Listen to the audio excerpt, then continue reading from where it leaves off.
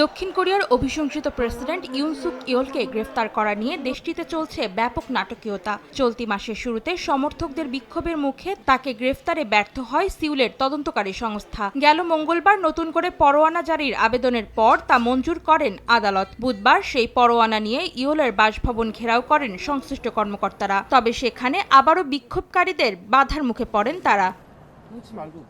এদিকে প্রেসিডেন্ট পদ থেকে ইয়োলকে অপসারণ করা হলে আদালতের নেওয়া সিদ্ধান্তকে শেষমেশ মেনে নেবেন অভিশংসিত এই প্রেসিডেন্ট। বৃহস্পতিবার ইয়োলের পক্ষে এমন মন্তব্য করেন তার আইনজীবীরা।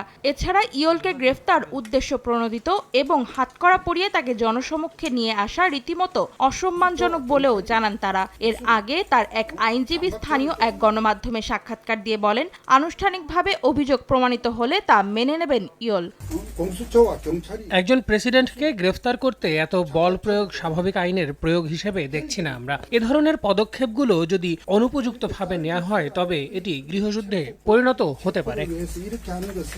আইনত প্রেসিডেন্ট পদে থাকলেও কার্যত কোনো দায়িত্ব পালন করতে পারবেন না ইয়োল। তার বিরুদ্ধে রাষ্ট্রদ্রোহী মামলায় ফৌজদারি অভিযোগ আনা হয়েছে, যার তদন্ত শুরু করেছে দেশটির আর্থিক দুর্নীতি তদন্ত কমিশন।